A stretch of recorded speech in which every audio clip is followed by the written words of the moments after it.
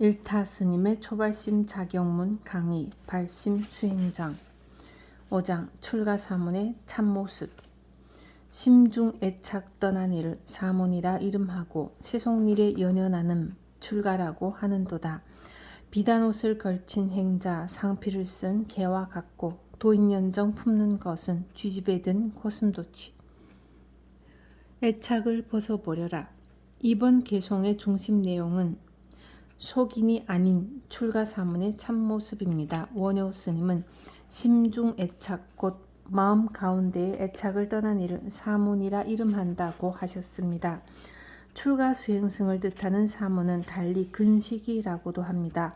부지런히 선정과 지혜를 닦아 모든 번뇌를 쉬는 이를 사문이라 하는 것입니다. 또 원효 스님은 세속일에 연연하지 않는 것을 출가라고 한다고 하셨습니다. 연연한다는 것은 그냥 생각하는 것이 아니라 애착을 가지고 그리워하는 것을 말합니다. 매일 그 생각이 머릿속에서 떠나지 않고 있는 것입니다. 갑돌이와 갑순이라는 노래에 갑돌이도 화가 나서 장가를 갔더래요. 그러나 갑돌이 마음은 갑순이 뿐이래요 라는 가사가 있습니다. 이것이 바로 연연하는 것입니다.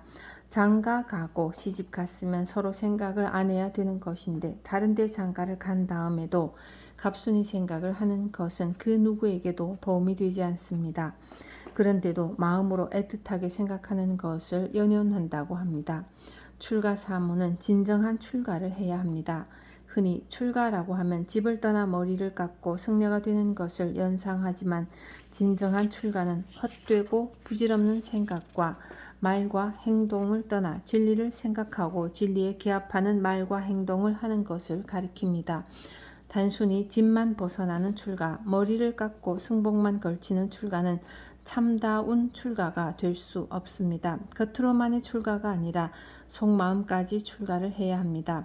하물며 출가 승려가 비단옷을 걸치기를 좋아하고 세속을 그리워해서야 되겠습니까? 이 때문에 원효 스님은 수행인이 비단옷을 걸치는 것은 개가 상피 곧 코끼리 가죽을 쓴 것과 같다고 하신 것입니다. 그런데 예부터 절에서는 라망이라는 말을 두 가지 뜻으로 풀이하고 있습니다. 첫 번째 뜻은 라를 비단라로 해석하여 수행자가 비단옷을 입는 것은 개가 코끼리 가죽을 덮어 쓰는 것과 같다고 보는 것입니다. 이솝 오화를 보면 사자 가죽을 덮어 쓰고 다니는 개 이야기가 있습니다. 다른 모든 짐승들은 그 개가 정말 사자인 줄 알고 벌벌 떨었습니다. 어느 날 개는 으르릉 하고 울부짖었는데 그 소리는 사자후가 아니라 개가 짖는 소리였습니다. 마침내 들통이 난 개는 다른 동물들로부터 호된 질책을 받고 따돌림을 당하였습니다. 이처럼 수행자라면 수행하는 이의 분수에 맞는 옷을 입어야 합니다. 울긋불긋하거나 호화찬란한 비단옷을 입고 허세를 부리는 것 자체가 수행이라는 이름에 어울리지 않습니다. 어느 정도로 어울리지 않는 것인가? 마치 개가 동물 중에서 가장 몸집이 큰 코끼리의 가죽을 덮어 쓴 것처럼 어울리지 않는다는 것입니다. 또 하나의 해석은 라를 그물칠 라, 벌릴 라로 보는 것입니다. 그물은 그물인데 무슨 그물인가? 애욕의 그물에 걸린다는 말입니다. 그러니 행자가 애욕의 망에 걸리는 것은 개가 코끼리의 가죽을 덮어 쓰는 것과 같다는 뜻이 됩니다. 이 때문에 라자 대신 이를 써서 이망이라고도 하는 이들도 많이 있습니다. 앞의 해석은 수행자가 허세를 부리는 것이 개가 코끼리 가죽을 덮어 쓴 것처럼 어울리지 않음을 밝힌 것이요. 뒤의 해석은 수행자가 애욕의 그물에 걸리면 자기보다 수십 배나 큰 코끼리 가죽을 덮어 쓴 개처럼 이리 걸리고 저리 걸려서 주체를 못하게 됨을 밝힌 것입니다. 이 두 가지 해석은 다 가능합니다.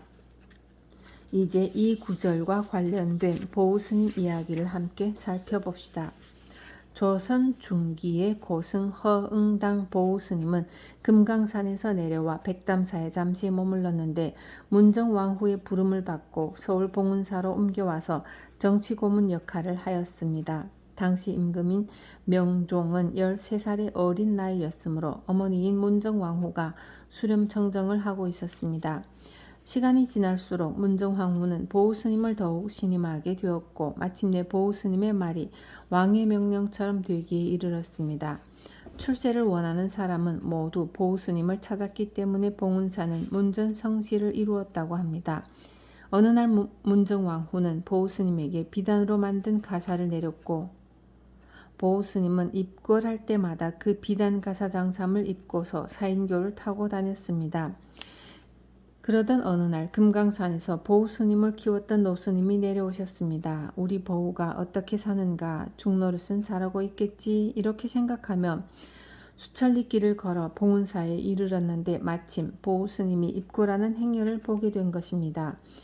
연화관을 쓰고 비단 가사 장삼을 입은 보호스님은 가마 위에 앉아있고 가마꾼들은 휘 물러거라 보호대사님 행차시다 하면서 요란하게 출행하는 중이었습니다.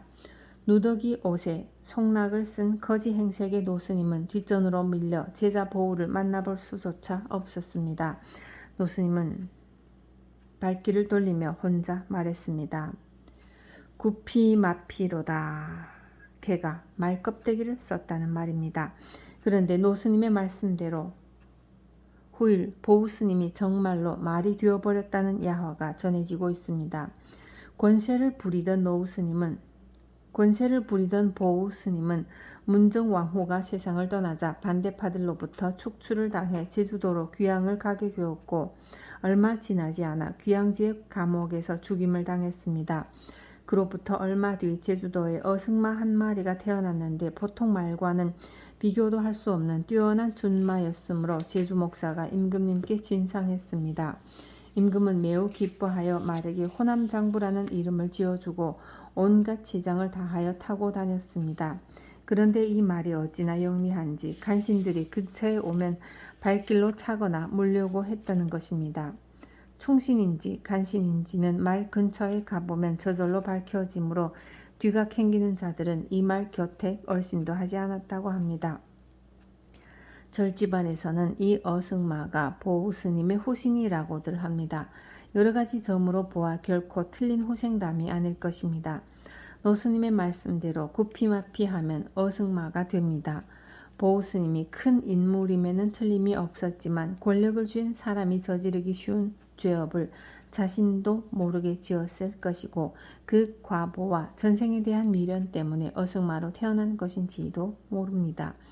이어서 원효 스님은 돛 닦는 이가 세속을 그리워하는 것은 고슴도치가 쥐구멍에 들어가는 것과 같다라고 하셨습니다. 여기서 연회라 함은 분별심을 의미합니다. 생각 회자, 품을 연자. 연회는 수행하는 사람에게 어울리지 않는 딴 생각을 품는 것을 의미합니다. 수행인이 편안한 것을 생각하고 재물을 생각하고 권세와 명예에 연연하는 것은 고슴도치가 쥐구멍에 들어가는 것과 같습니다. 고슴도치는 온몸에 가시가 있어서 쥐구멍에 들어갈 때는 쉽게 들어가지만 빠져나오려면 가시가 걸려서 나오지 못하게 됩니다. 한 번 빠져들기 시작하면 점점 더 깊이 빠져들어 다시 나오기가 힘들다는 것입니다.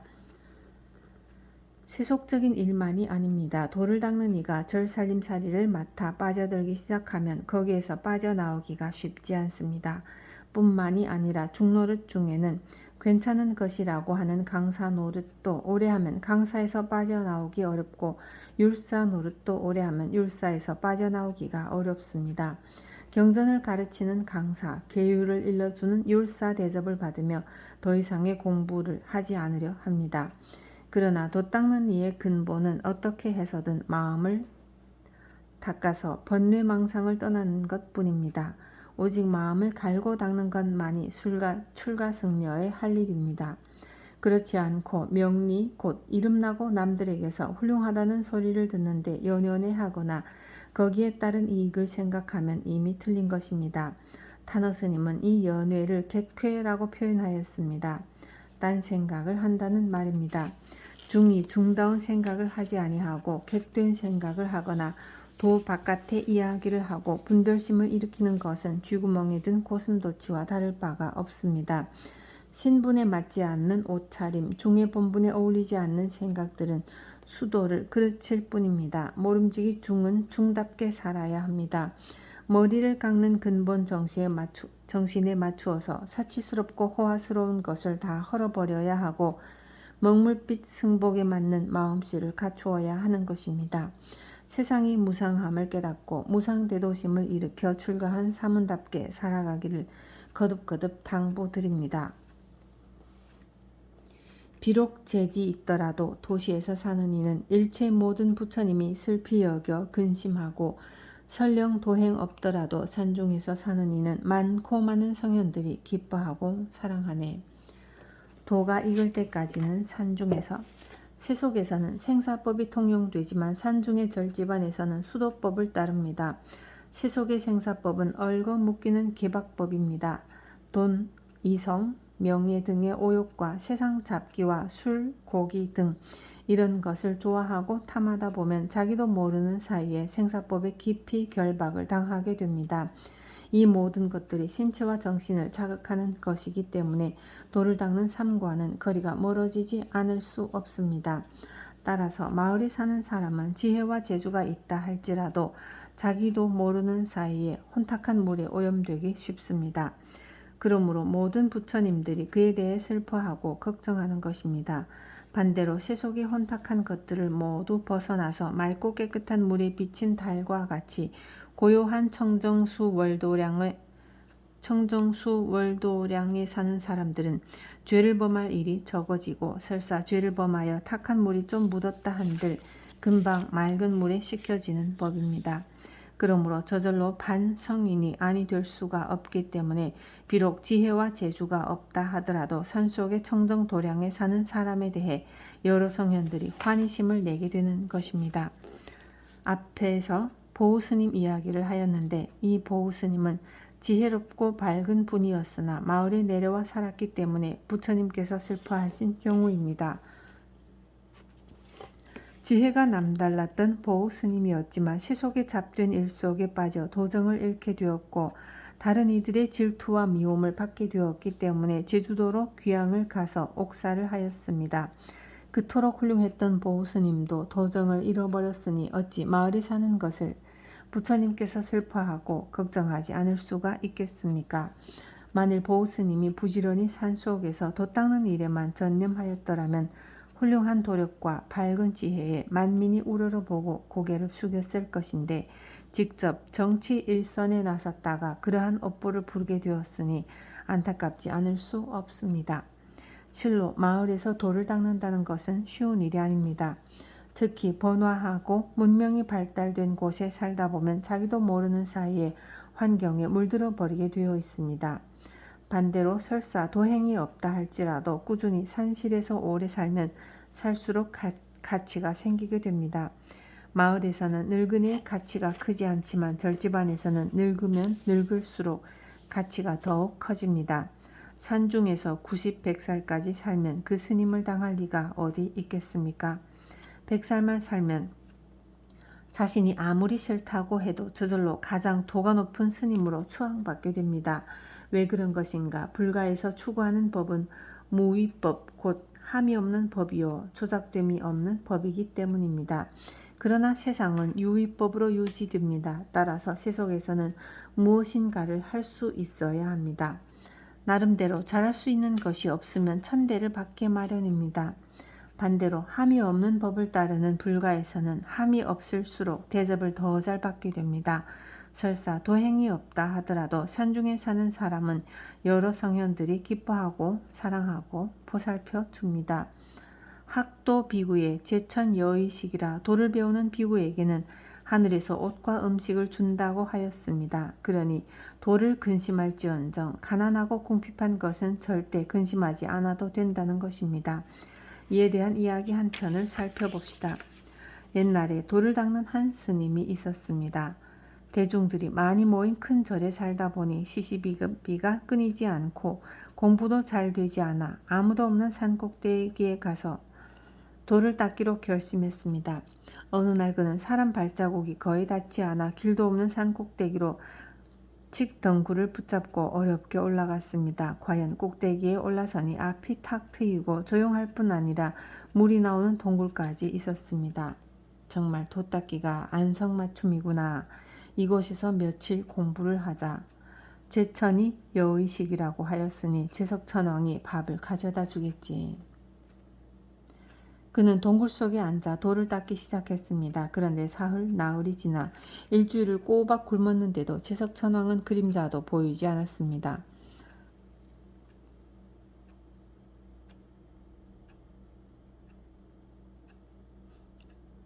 이러다가 굶어 죽는 것이 아닌가. 그는 문득 제석천왕에게 속은 것 같은 생각이 들었습니다.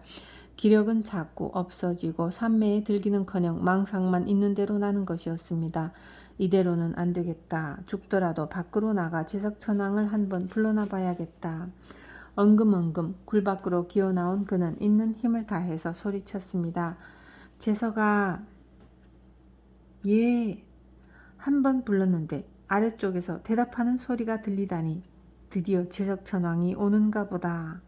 한편 아래쪽에서는 매일 산 밑에 골짜기로 꼴을 베러 다니던 제석이라는 총각이 보리밥으로 주먹밥도 쌌겠다. 오늘은 저 꼭대기에 한번 올라가 봐야지 하면서 기어오르는 중이었습니다. 워낙 층암절벽인데다가 높이 올라갈수록 절경이라 혼자 상상의 나래를 펼치고 있었습니다. 이런 곳에는 틀림없이 신선들이 살 거야.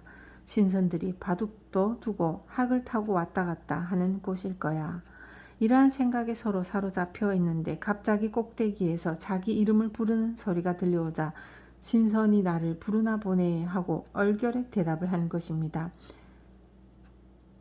제석이 더욱 부지런히 올라가고 있는데 위에서 또 말소리가 들렸습니다. 밥 가지고 왔느냐? 주먹밥이 있었던 제석은 냉큼 대답했습니다. 예. 어서 오너라. 스님이 올라온 제석천왕을 보니 더벅머리 총각이었습니다. 제석천왕이 별나게 생긴 줄 알았는데 별일일세. 어쩌면 일부러 변장하여 온 것인지도 모른다. 이렇게 생각을 하면서 당장 배가 고파 죽을 지경이었으므로 먹을 것부터 챙겼습니다. 등에 짊어진 것 얼른 내려놓아라. 도시락을 빼앗듯이 하여 펼쳐보니 시커먼 꽁보리 주먹밥이 가득 들어있었습니다. 아, 오래 굶은 내가 쌀밥을 먹으면 위장이 상할까 싶어 꽁보리밥을 가지고 왔나 보다. 스님은 부지런히 먹었습니다. 먹으면서 곰곰이 생각하니 참 기가 막히는 일이었습니다. 도를 배우는 비구에게는 제석천왕이 의식을 내린다고 하신 부처님의 말씀이 틀림없는 사실이었기 때문입니다. 스님은 마음을 다잡았습니다. 내가 이 하늘에서 내린 제석천왕의 밥을 받아먹고 한 생각인들 딴 생각을 해서는 안 되지. 오직 화두일념하여 도를 성취해야 한다. 스님은 나머지 밥을 얼른 먹어치우고는 다시 굴 속으로 들어갔습니다. 그리고 들어가면서 제석천왕 들으라고 한마디 내뱉었습니다. 너무 배고프니까 안 되겠더라. 하루나 이틀에 한 번은 와야 되겠더구만. 공연히 점심만 빼앗긴 제석이는 굴 속을 가만히 들여다보았습니다. 처음에는 깜깜해서 보이지 않았지만 점차 밝아지면서 앉아있는 스님의 모습이 보이기 시작했습니다. 누더기를 입고 더부룩한 모습으로 앉아있는데 굴속이 환해지니까 마치 방광하는 것처럼 느껴졌습니다. 참 이상한 일도 다 있다. 산을 내려온 제석이는 동네를 다니면서 그 신기한 이야기를 퍼뜨렸습니다. 마침 그 동네에는 돈 많고 신심 깊은 처사가 있었는데 존경할 만한 스님을 찾지 못해 애태우고 있던 중이었습니다. 제석의 말을 들은 처사는 너무나 반가워서 제석이를 앞장 세워 그 힘든 산 꼭대기로 올라갔습니다. 과연 한 도인이 굴속에서 돌을 닦고 있는데 광명이 환하게 나는 것이었습니다. 그토록 애타게 찾던 도인을 드디어 만났구나. 그 이튿날부터 처사는 손수 맛있는 음식을 장만하여 산 꼭대기로 올라갔습니다. 그는 굴 앞에다 음식을 살그머니 놓아두었고 스님은 맛있는 음식 냄새에 이끌려 굴 밖으로 나와 보니 어제의 꽁보리밥과는 다른 맛있는 음식들이 있는 것이었습니다. 천상 음식도 인간 음식과 똑같구나. 스님은 간장까지 싹싹 다 닦아 먹은 다음 굴 속에 들어가서 열심히 돌을 닦았습니다. 그날 이후 처사는 산꼭대기까지 쉽게 올라갈 수 있도록 층계도 만들고 사다리도 놓고 하여 하루 한 번씩 지성으로 음식을 갖다 날랐고 스님은 천상에서 이렇듯 자신의 공부를 지성껏 돌보아주니 감히 한 생각도 흐트러짐이 있어서는 안 된다며 수도에만 몰두하였습니다. 그리고 계절이 바뀔 때마다 옷도 한 벌씩 얻어 입게 되었습니다. 천상옷은 무봉이라던데 인간 옷과 똑같네. 스님은 감사히 갈아입었습니다. 어느덧 세월이 3년이나 흘렀지만 스님과 처사는 한 번도 마주 본 적이 없었습니다. 처사는 늘 스님의 뒷모습만 보았고 스님은 처사가 갖다 놓은 음식과 옷만 받았을 뿐입니다. 만 3년이 되는 날 처사와 스님은 각각 생각했습니다. 오늘은 우리 스님 얼굴을 꼭 한번 봐야겠다. 내가 3년 동안 밥을 얻어 먹었지만 첫날 변장한 더벅머리 총각 외에는 제석천왕의 본래 모습을 보지 못했구나. 오늘은 꼭 한번 만나봐야겠다. 둘이서 같은 날 똑같이 이렇게 마음을 먹었으니 그야말로 이심전심이었습니다. 보통 때 처사는 음식을 두고 곧바로 내려갔지만 이날은 큰 스님 하고 불렀습니다. 스님도 굴 바깥에 음식을 갖다 놓는 인기척이 나자 제석천하 하면서 뒤를 돌아보았습니다. 같이 외치면서 서로의 눈길이 딱 마주치는 순간 스님과 처사는 동시에 확철대오 하였습니다. 지성이면 감천이라고 스님도 처사도 도를 깨달은 것입니다. 이처럼 고요한 산중에 살면 도가 저절로 이루어집니다. 나아가 성현들이 기뻐하고 환희심을 내며 도를 배우는 비구에게는 누군가가 의식을 내려준다는 것입니다.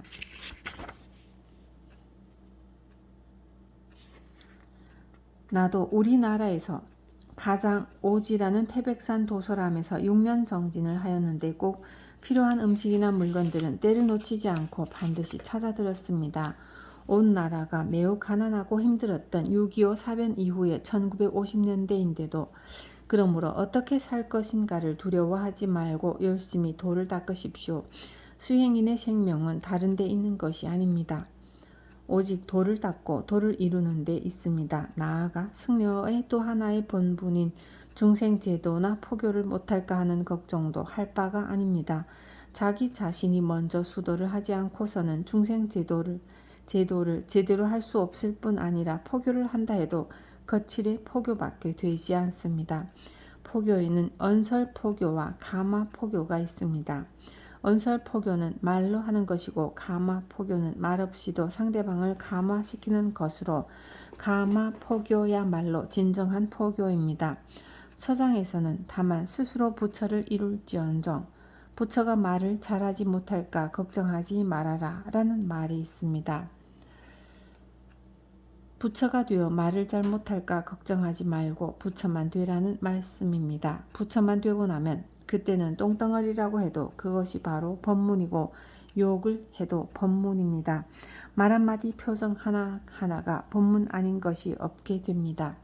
도만 깨닫고 나면 흙덩어리 돌덩어리가 다 방광을 하고 도를 깨치지 못하면 금덩어리 은덩어리라 해도 기왓장 조각에 불과한 것입니다. 오로지 수도를 통하여 무엇보다 먼저 도를 깨닫는데 주력해야 합니다. 그렇게 하여 등력 곧 흔들리지 않는 힘을 얻으면 포교의 길을 떠나십시오. 그때 포교를 해도 늦지 않습니다. 불자의 본분은 잡념과 잡사를 떠나 참 삶을 이루는 부처님의 가르침을 따르며 사는 것입니다. 모름지기 출가승려라 하면 원효 스님께서 지혜와 재주가 있더라도 마을에 살면 부처님이 슬피 여겨 근심한다고 하신 말씀을 명심하여 열심히 산중에서 정진해야 하며 제가의 보살이라면 마음으로 부처님을 잘 모시면서 형편 따라 인연 따라 능력 따라 기도하고 참선하고 염불하고 독경, 사경 등의 불교 공부를 열심히 하며 살아야 합니다. 그리하여 부처님과 성현들이 기뻐하고 사랑하는 불자가 되기를 두 손 모아 축원드립니다.